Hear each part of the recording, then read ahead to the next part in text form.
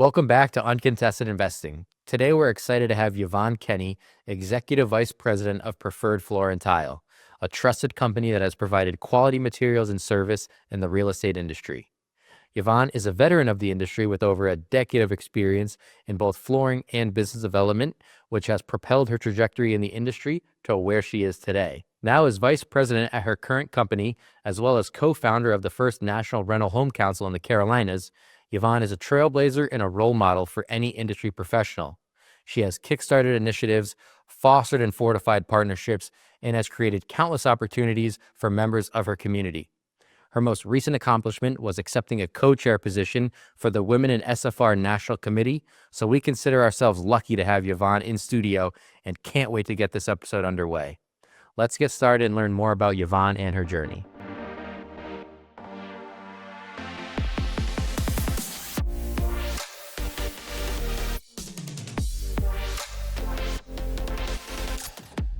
Hello and welcome to this exciting new chapter of Uncontested Investing.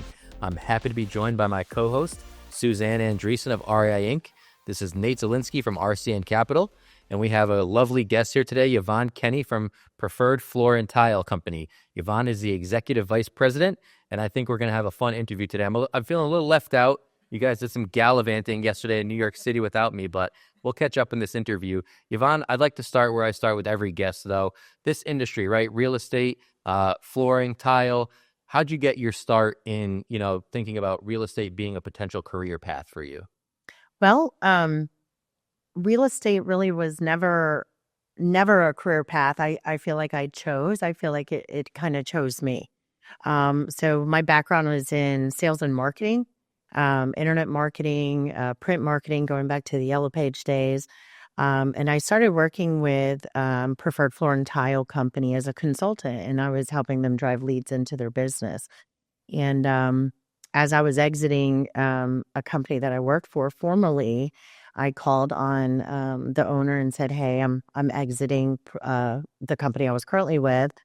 I've got you turned over to another sales professional at the company." And he said, "Well, why don't you come over and talk to me? I'd like to talk to you about running Preferred Floor and Tile." And I was kind of like, me? And so I was blessed he saw something in me that I didn't see in myself at that time. And so I have now become the Executive Vice President of Preferred Floor and Tile. And 12 years later, I'm a flooring girl. And I never considered that. You can never have too many networking and industry connections. That's a prime example right there. For sure. So what intrigued you about the opportunity at Preferred Floor and Tile? The owner. He's an amazing leader. He started out as an installer, on his hands and knees. And I'm a get involved, get dirty, get my hands dirty and learn the business. So he's very inspirational. He was inspirational for me. The group of people that he had working at his company at that time, I really enjoyed to be around, right? And so I think it's very important that when you choose a career path, you don't just choose something you like doing, but do it with people you enjoy doing it with. And so I like the people. Both are equally as important. One of the things that we're going to do with this new era of uncontested investing, our listeners are up to speed a little bit, but we really want to take smaller, medium-sized investors and really help propel them to the next stage of their career. A lot of that has to do with setting goals, growth, scaling. So I'm sure as an executive vice president, that comes up a lot. Can you remember those early days of setting goals for yourself? Has that changed over time? Did you find a solution that has really worked and been proven for your entire career? What does that look for you when you talk about setting goals and then scaling? Yeah. So when I first got started with Preferred Floor and Tile, we were a Carpet One flooring mom and pop is what you would call us. So if somebody wanted flooring, we would sell it to them. So it could be commercial, it could be residential. Literally, if it was flooring, we'd sell it. At about year 4 or 5 with Preferred Floor and Tile, we sat down and we decided who were we going to be and to whom, and then get really laser focused on those things. And so we chose single family rental, multifamily and production home builder. And so to this day, we don't do residential installations. We don't do commercial installations. We absolutely are experienced in it, but became very laser focused in SFR, BTR, multifamily and production builder. That's awesome. That's awesome. So, can you remember what it looked like when you and the company started, and how has it changed for you, or has it stayed consistent? Oh, Suzanne, it takes the Herculean efforts of a handful, right? And so when I started, the owner's sister was involved in the business. The owner's mother was involved in the business, and it was, and then I had a salesperson who'd been there for a long, long time, and it literally took the 5 or 6 of us getting the business where it needed to be to scale. Right. So we didn't even really probably understand what the word scaling meant at that point. It was drive as much revenue as you possibly could, and then let's kind of figure it out. And then we decided, okay, let's scale the business. And so we hired a scaling coach to teach us. So there's a book by Vern Harnish, The Rockefeller Habits. And so we have followed that model a bit with scaling up, and we literally hired a scaling up coach. Love that. I love the good book recommendations Sure. for our audience. There's always so many different ways to learn.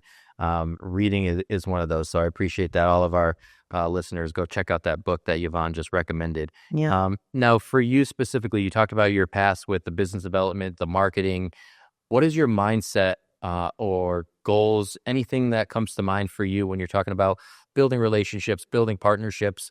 As we talked about at the beginning, right? That you already had one important one that got you to the position where you are now.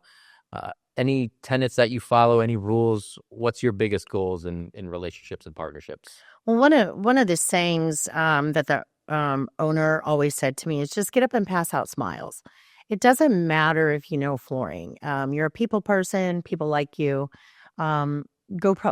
Go solve problems, right? And so that was always my philosophy when I sold print advertising or marketing advertising. If I was going in and selling paid click advertising, they needed to have a good website. So I needed to have a good relationship with web developers. And so I went out and developed relationships with web developers. Same thing in the flooring space. We're working with other trades such as painters, framers, roofers, and we've got to work with them. And our clients a lot of times would have a need outside of the flooring space. And so being well connected in Charlotte, North Carolina, had being a flooring provider for over 20 years in Charlotte, North Carolina already, we had a big network of referrals. So if we were working with a small general contractor and, we were in, I don't know, doing an installation on a shower system and there was a plumbing issue or a framing issue, if the general contractor didn't have somebody that they could leverage, we can make a phone call and provide value that way, right? So it wasn't about just providing flooring. It's like, can we add value to our customer and can we help them solve problems? Well, in this industry, that's, time is money and the turns. And that's, for the investment space, it's definitely a key avenue that people, have to stay on top of. And if you can solve a problem, even though it wasn't necessarily yours, but you fixed it, it's huge. Yeah, just by connecting them with somebody else who is an expert in that space. And then that's how I learned as well, right? Getting on a job site and watching installers install, learning. I literally knew nothing about flooring. And so that's what I did. I put on work boots, jeans, ball cap, and a preferred t-shirt, and I got on the job site. And developing relationships with the guys that are doing the work, right? The labor. They're the heart of our business. And without them, we're literally nothing. So you got to do that. Yeah, I think that's a very interesting dichotomy, right? It's for a company, it's important to have that narrow and lasered focus, like you mentioned, being able to perfect one thing and offer that service at an extremely high level. But for an employee, I think it's more important to be versatile, have those connections, be able to know how to do different things, right? Because then you're more of an asset to more people. And as you mentioned, sometimes you don't think about it until you need it, until you have that connection. You're, oh, this is perfect. I know somebody, let me connect you with them. But I think it also shows, for your colleagues in the company that you're willing to do any job, and Oh, yeah. that's a huge respect component, that if you're going to roll your sleeves up and get down and dirty with them, then they're like, okay, she's one of us. Yeah, At the big absolutely. piece. Also being female in this space, right? It's a construction job. It's, very male driven environment. Very rarely did I walk into a job site and there's a bunch of women on that job site. And so I had to earn that level of respect and knowledge base, and being able to be a problem solver. Like, oh, what does she know?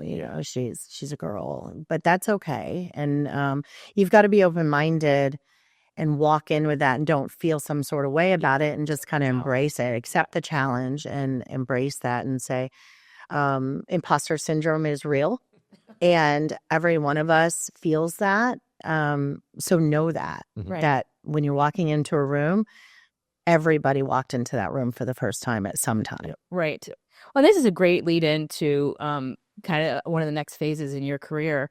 You've accepted the position to be co-chair of the Women in SFR with Amanda Blackman, taking the reins over from Miriam Moore and Jamie Schulman. How proud of that accomplishment are you in the fact that you're going to have a national impact and help women across the country? Yeah, so in my career, male allies I am where I am today because of a handful of great men, starting with my father, of course.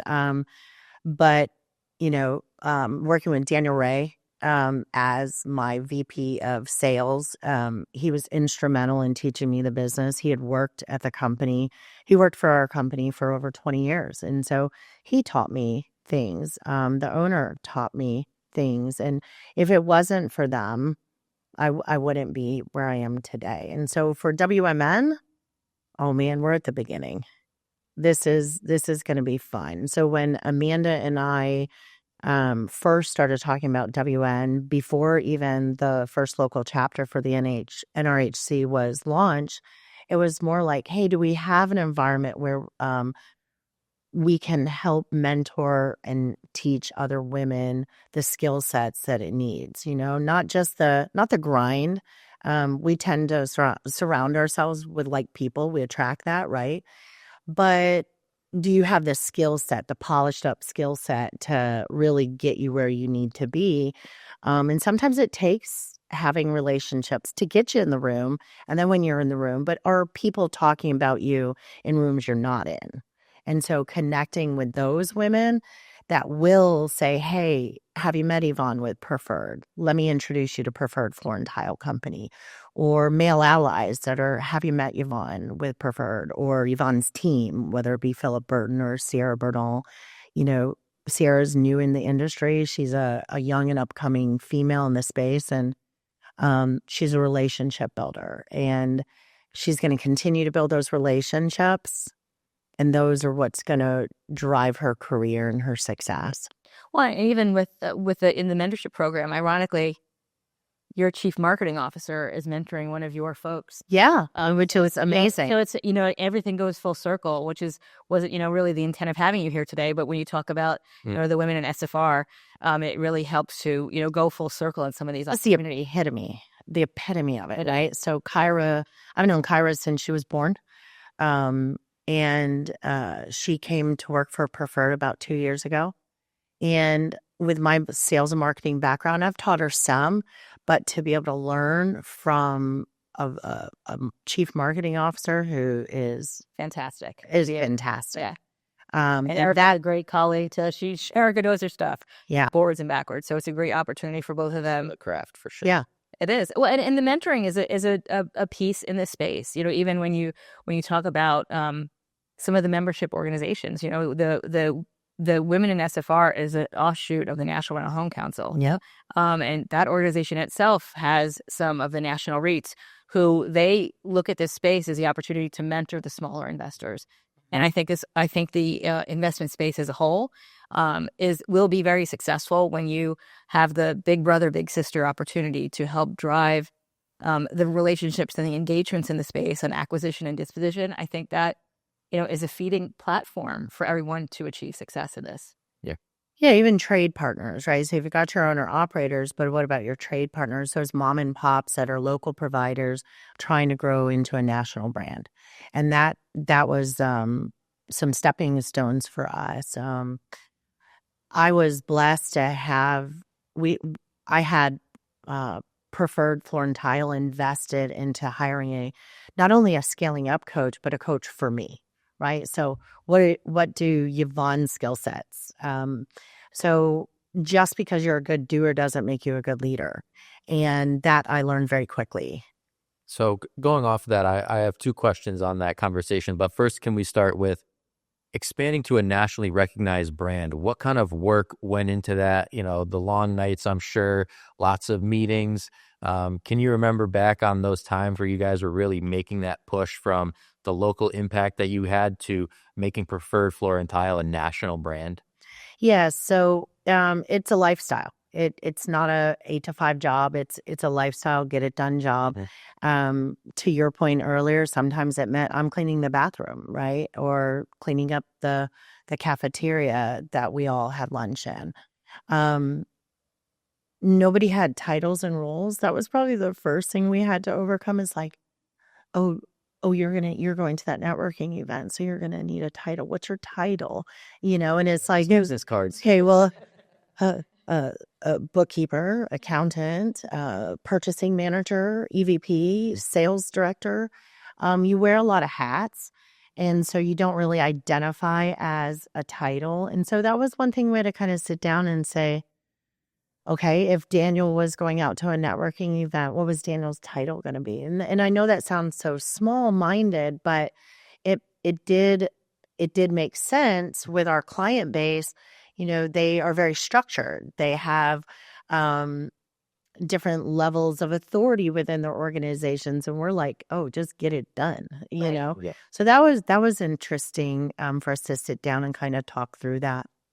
And then back to the Women in SFR, the national committee. Anything in 2025 that you can share? Is it in a top secret file right now? Or do you have a first initiative project, a first event that maybe you want to give a quick shout out to? Well, we're looking at scholarship programs. How can we identify girls that are in college or looking to enter into the real estate industry? Could we develop some scholarships? We're looking at more local meetups versus big events with sponsors and things like that. How can we do much more intimate settings where we're just sitting here talking and having coffee and um, sharing our stories and sharing the fact that vulnerability is actually a trait of a leader. And so let me tell you how I failed. Yeah. Awesome. And it's okay.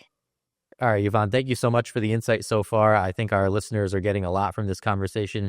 I'm excited to keep it going. We got to take a quick break, let our sponsors jump in. We'll be right back with Yvonne Kenny from Preferred Floor and Tile. Thanks. Terrific. RCN Capital offers flexible loan programs designed to help wholesale partners close their clients' deals faster. From fix and flip properties to long-term rentals, new construction, and multifamily investments, we provide your clients with the funding solutions they need. With competitive terms and a quick approval process, we make it easy to focus on growing your business while we handle the financing. Learn more or apply today. Click the link in our bio or email info@rcncapital.com. Let RCN Capital help take your wholesale deals to the next level. We're with Yovonne Kenny, Executive Vice President of Preferred Floor and Tile. Yvonne, we're going to try out a new segment today. It's called What's the Word? What I want from our guest is, a word, a motto, a phrase, something that's been a guiding light for you professionally or something that you're trying to focus on in 2025. So Yvonne, what's the word? The word is give, give, give. So in the industry, we actively use this within Preferred Floor and Tile. One of my employees might call and say, "Hey, I'm struggling with this," and I always encourage them that they have the answer, and it's give, give, give. Yvonne, and thanks for coming in. I appreciate you participating in this. Thank you. What are some of the lessons that the industry has taught you, and who in the industry has been a resource for you? Oh, go into the beginning. I mean, there's so many resources that I've been blessed with. I think one of the first steps that I took was reaching out to our vendors, right? Who was servicing Preferred Floor and Tile and our manufacturers. So, a couple key people, Tim McKenzie with Mohawk Industries. He had been in the business. He had ran his own flooring store for years. Really came and sat down with me, taught me product, explained to me, he just kind of gave me the 101, like, here's what you need to know. Here's what you need to not do. Know your numbers. That was a big thing. He's like, know your GP, know your net profit, and don't grow too fast. I think a lot of people looked at us and they're like, okay, slow down, slow down. But I run pretty quick. So my team runs quick. If you want to operate an SFR BTR, you better run quick. So nothing, time is money, right? So, that was a big resource. Our customer base, soliciting feedback I can tell you is one of the hardest things as you grow to receive and get honest feedback. And you've got to get really good at asking for feedback and growing thick enough skin to take it, right? Don't take it personal. If someone's willing to give you feedback, that means that they care about you improving and being better.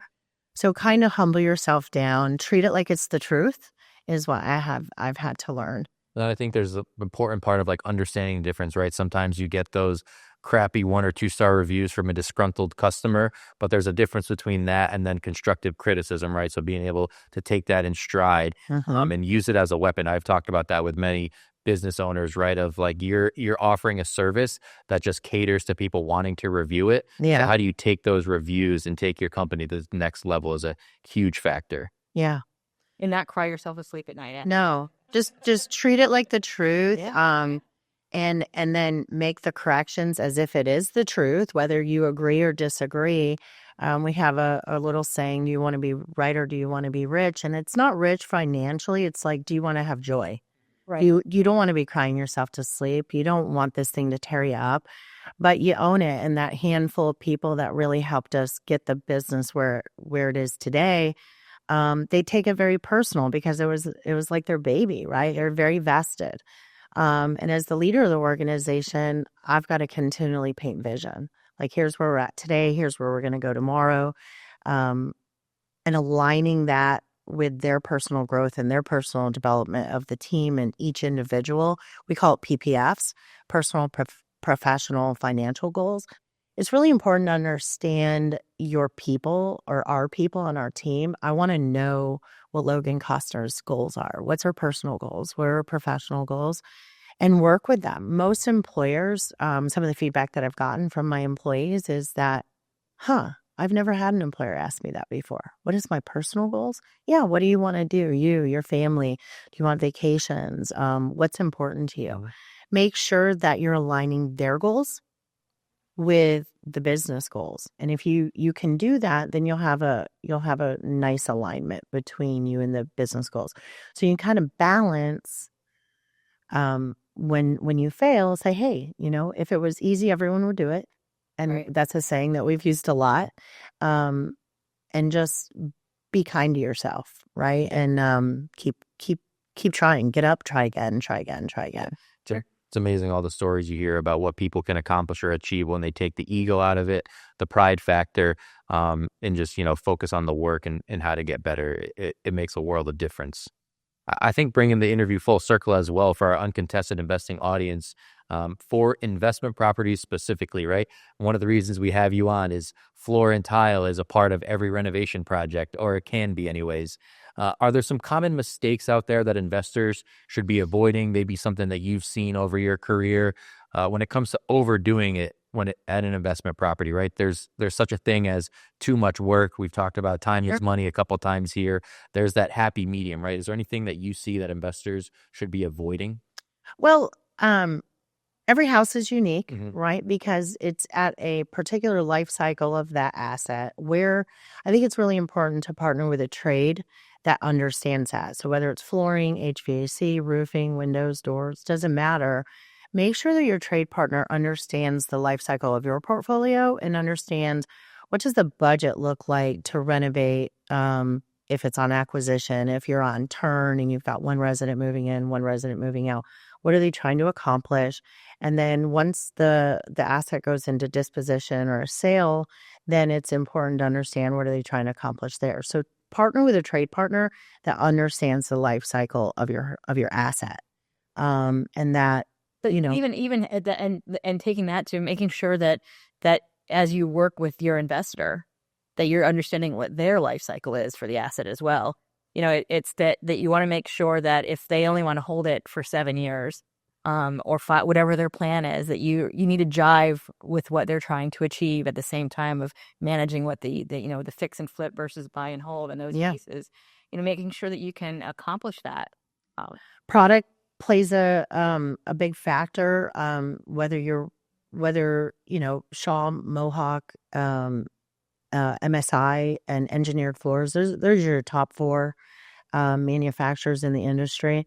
They all have products that work within the SFR BTR space, or even multifamily or builder space, build to sell.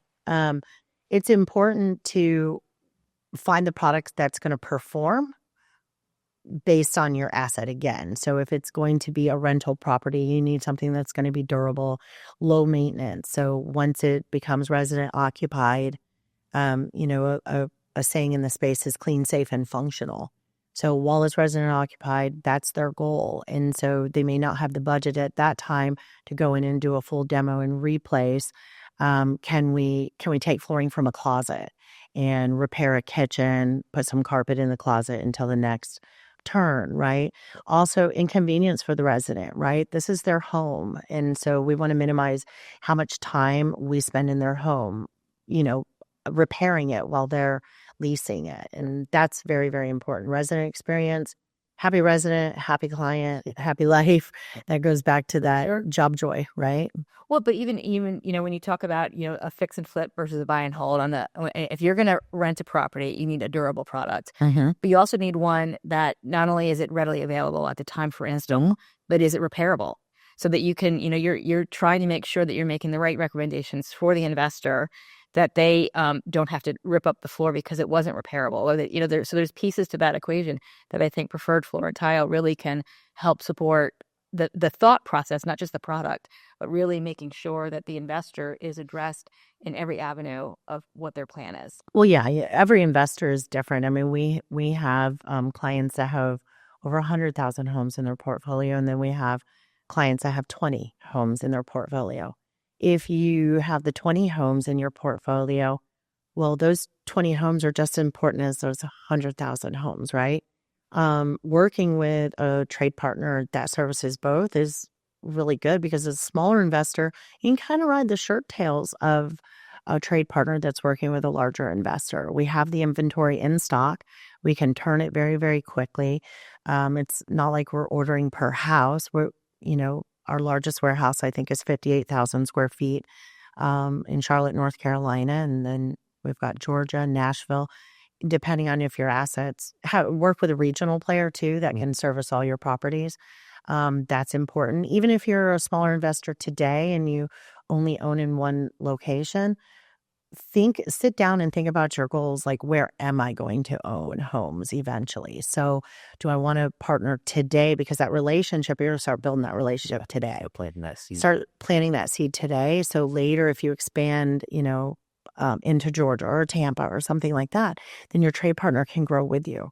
And I think that's important. And we talked a little bit about the National Rental Home Council and how some of the larger players, not only are they mentoring, but now you have buying in bulk, accessibility to product with some of these smaller investors, that they can, as part of their mentor strategy with some of these guys, they can get the cost basis and some other benefits that fall in line. Not only is it readily available for them, more readily available because it's part of potentially what one of the larger players is using, but it also gives them a little bit of a cost break. And it helps. That's really the benefit of, again, choosing your partnerships, choosing your national relationships and the membership organizations. There are several out there that make sense for folks to consider. Yeah, if you're planning on, as an investor, I mean, the National Rental Home Council is a great value. The membership of the people you're going to meet in that industry. We have the Trade Partnership Committee that actually RM Interiors, who's a competitor of Preferred Floor and Tile, launched that Mark Wagner. It was an idea, and he called us and talk to some other trade partners in the space and understand, so he's my competitor, right? And here I am bringing up my competitor. That's okay, because Preferred Floor and Tile cannot be everything to everyone in this space. It's going to take a handful of trade partners per trade to service the industry. So it's important for us at Preferred is we're not going to be the only flooring vendor. So let's team up together and standardize consistency in reference to what our deliverable is for our end user. Your top 5 REITs absolutely looking for standardization. What they expect from me is what they expect from any of my competitors. So it doesn't, it's not choosing them or us. It's together. How do we improve the industry in this space? Because we have a housing shortage, right? And so there's more than enough work to go around. What are you doing to deliver the good resident experience and working with your competitors to improve the space in the industry? And what can you learn from them? Humble down a little bit and to say, man, what can I learn from Mark and Rick at RM Interiors? And I've learned a lot, actually. Yeah, no, that answer right there kind of encapsulates why we had you on the podcast today, right? That's a winning mentality, successful mentality, right? And knowing that there's other people that are out there that can be that healthy competition, help you succeed, all that good stuff. So thank you so much for stopping by today. No problem. Do you have any? Thank you for having me. No, it's been terrific. It's been terrific. We met actually sitting on an airplane heading to an event. Yeah. We were both wearing hot pink. We're like, WM is done. Hot pink me. I can't believe it. Bring it. Yeah, but as both in our phones, and then we look at how the space evolves and how we connect with people, and that develop a partnership, which has turned into a friendship. Yep. And that's very prevalent in the space that we can count on each other. So I think it's a great strategy for everyone that's listening to this to consider. Where can they go? How can we help them get there? Yeah. From our companies and your company, how can we help everyone in this space achieve a little bit better, be a little bit more successful? That's really our goal for Uncontested Investing. Yeah, absolutely. Thank you for having me. You got it. So for Suzanne Andreessen for the first time, indeed, I'm Nate Zielinski with RCN Capital and Yovonne Kenny with Preferred Floor and Tile. Thank you so much. Thank you. All the information about you and your company will be in the link in the bio on the YouTube video. Be sure to like, comment, subscribe. This is a great episode. Give us a comment on your favorite answer. We're looking forward to giving you guys great content in 2025. Stay tuned. But for now, we'll see you all in the next one. Thank you for listening to Uncontested Investing. Questions about today's episode or the podcast? Email podcast@rcncapital.com and make sure to follow REI Inc. magazine on LinkedIn and Facebook and RCN Capital on Instagram, LinkedIn, and Facebook. See you all next time.